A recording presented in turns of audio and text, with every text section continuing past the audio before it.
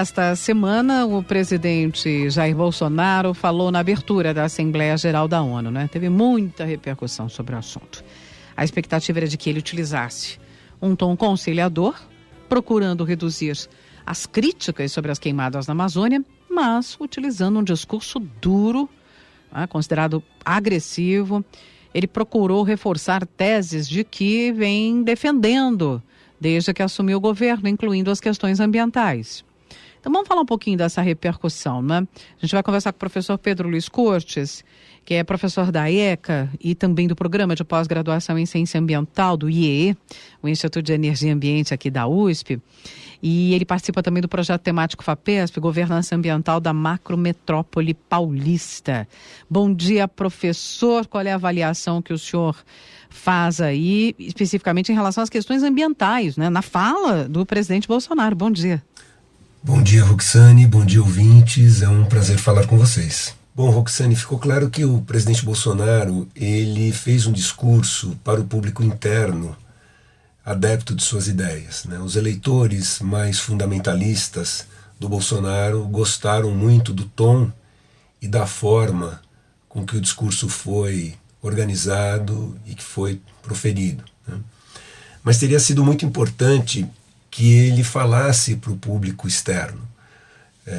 Mas ele perdeu essa oportunidade, e uma oportunidade de reinserir o Brasil nas discussões internacionais, especialmente no que se refere às questões climáticas.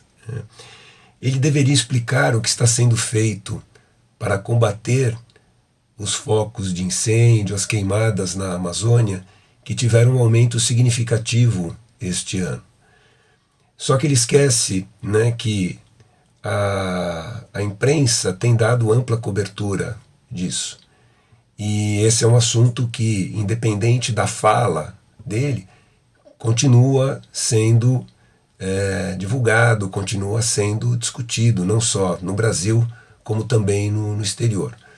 Mas ele preferiu dizer que as queimadas são realizadas pelas populações locais e pelos índios, né, em que pese a extensa cobertura da imprensa ter demonstrado que várias ações da Polícia Federal levaram à prisão de grileiros envolvidos com as queimadas, envolvidos com o desmatamento dessas áreas, né? Mas algumas pessoas podem argumentar que nós não devemos dar satisfações a outros países em relação ao que acontece na Amazônia brasileira. Só que a coisa que a gente tem que ter em mente é que os consumidores de diversos países, especialmente os consumidores europeus, eles são muito sensíveis às questões ambientais. Se eles ponderarem, se eles considerarem que os produtos brasileiros, né, os produtos agrícolas brasileiros estão sendo elaborados, estão sendo produzidos, né, com prejuízo à floresta, né, com todo esse passivo ambiental, simplesmente eles podem deixar de comprar produtos brasileiros. Eles têm diversas outras opções. E esse tipo de boicote, ele é extremamente perigoso porque, ao contrário de um boicote oficial de um país que decide embargar as nossas exportações, e isso poderia ser objeto de negociação, né, num futuro próximo, caso acontecesse, quando você tem a ação desenvolvida pelos consumidores, isso ocorre de maneira muito pulverizada, mas com uma intensidade suficiente para pressionar toda a cadeia de distribuição. Então o supermercado ele deixa de comprar o produto do distribuidor, o distribuidor deixa de comprar o produto do importador e, consequentemente, o importador não quer mais saber dos produtos brasileiros. Então não é um boicote oficial, mas pode ocorrer um boicote pulverizado e é difícil depois você voltar a convencer esses consumidores de que a situação foi superada, de que a situação foi resolvida. Isso pode levar muito tempo. Mas as pessoas também podem argumentar que se nós não vendermos para o mercado europeu, poderemos vender para outros países. Mas não é uma situação tão simples, tão fácil, porque para que você consiga entrar em novos mercados, isso demanda uma série de negociações que podem levar, por vezes, mais de um ano. Não se trata simplesmente de convencer importadores a trabalhar com os nossos produtos. Você tem que apresentar certificados sanitários, isso demanda muitas vezes visita, né, de comissões desses países que estão sendo prospectados às instalações brasileiras, né, verificar como, por exemplo, o gado ele é criado, como ele é abatido, como essa carne é processada. Enfim, isso pode levar um bom tempo. Então não se trata de uma substituição pura e simples, né?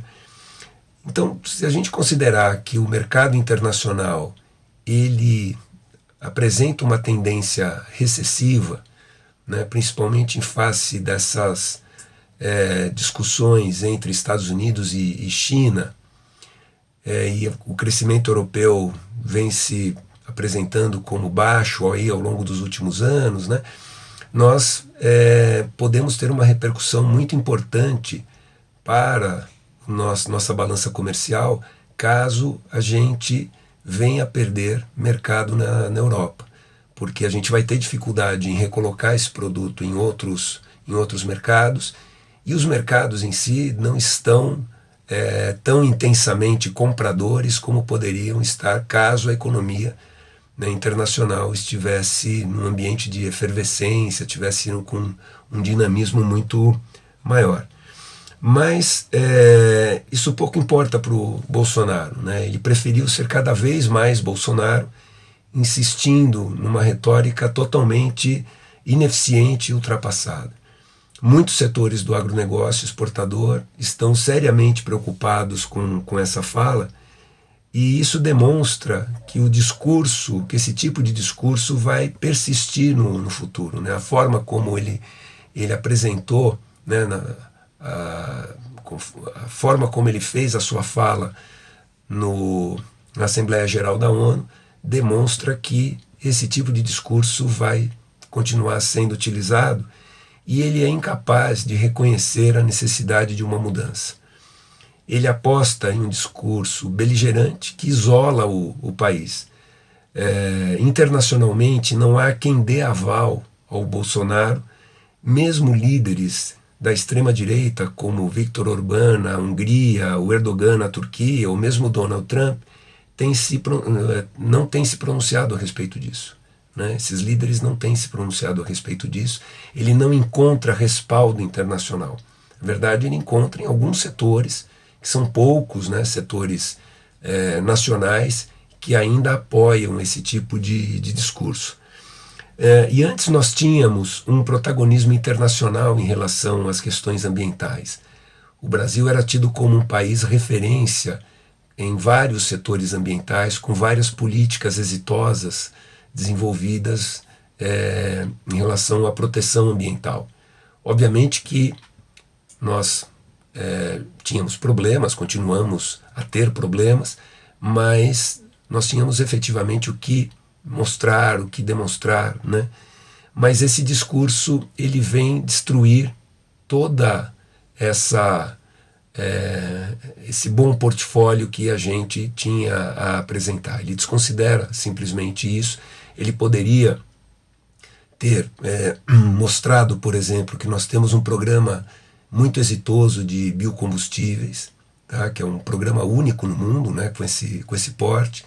Poderia demonstrar que a nossa geração de energia elétrica, em que pese o aumento, né, mais recente do uso de termoelétricas, continua sendo uma matriz muito limpa, né? Então, enfim, só para citar dois exemplos muito rápidos, nós teríamos o que mostrar.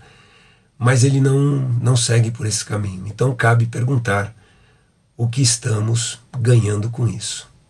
Me parece que não estamos ganhando coisa alguma. Talvez a gente nem tenha a resposta para essa pergunta, né, professor? Que conversa com a gente sempre às sextas-feiras aqui, professor Pedro Luiz Cortes, professor da ECA e do PROCAN, que é o Programa de Pós-Graduação em Ciência Ambiental, não é? Do IEE. Coordena também a Rede Internacional de Estudos sobre Meio Ambiente e Sustentabilidade. Tem o canal no YouTube, O Ambiente é Nosso Meio. Lá você também pode acompanhar todos os temas que abordamos semanalmente. Obrigada, professor. Até a semana que vem. Eu agradeço e desejo a todos um bom final de semana.